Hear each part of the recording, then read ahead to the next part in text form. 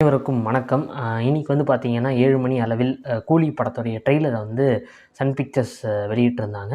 And ட்ரெய்லரை பற்றி சொல்லணும் அப்படின்னா, I think Lokesh Kanagaraj has learn the lesson from Leo trailer. Leo trailer வந்து பயங்கரமாக ஹைப் ஏத்துற ஒரு விதத்தில் கட் செய்யப்பட்டிருந்ததால் அந்த படத்துக்கான எதிர்பார்ப்புன்றது பெருமளவு கூடி போயிருந்தது.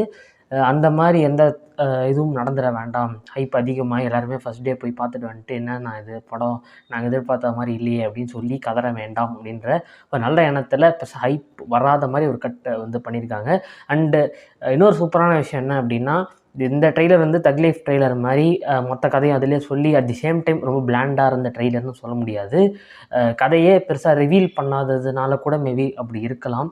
ரொம்ப எனக்கு தெரிஞ்சு லோகேஷ் கனகராஜ் வந்து இன்றைக்கி இருக்கிற டைரக்டர்ஸ்லேயே ரொம்ப ரிவியர்டாக பார்க்கப்படுறாருன்னா அதுக்கான ரீசன் வந்து இதுதான். அவருடைய ட்ரெய்லர்ஸ்லேயே அவர் ரொம்ப கான்ஷியஸாக இதுதான் இருக்கணும், இதாக இருக்கக்கூடாதுன்னு ரொம்ப ப்ரிசைஸாக கட் பண்ணுறாரு. அந்த வகையில் கூலி வந்து என்னுடைய கணிப்பில் ஒரு ஹை கான்செப்ட் படமாக இருக்கலாம், ஒரு டைம் ட்ராவல் படமாக இருக்கிறதுக்கான வாய்ப்புகள் அதிகமாக இருக்குது.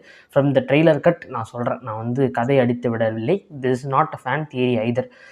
மேபி இப்படி இருக்கலான்ற ஒரு ப்ரெடிக்ஷன், ஒரு மார்பிட் ப்ரெடிக்ஷன் தான். And if it is science fiction ஒரு ஹை கான்செப்ட் படம், சைன் மீ அப். அதாவது நான் பயங்கரமாக ஹைப் ஆகிட்டேன்னு வச்சுக்கோங்க.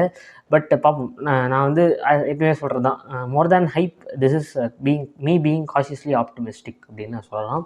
பார்ப்போம். ஆகஸ்ட் 14ஆம் தேதி ரஜினிகாந்த் அண்ட் லோகேஷ் கனகராஜ் இந்த கூட்டணி நமக்காக என்ன குக் பண்ணியிருப்பாங்க அப்படின்ட்டு.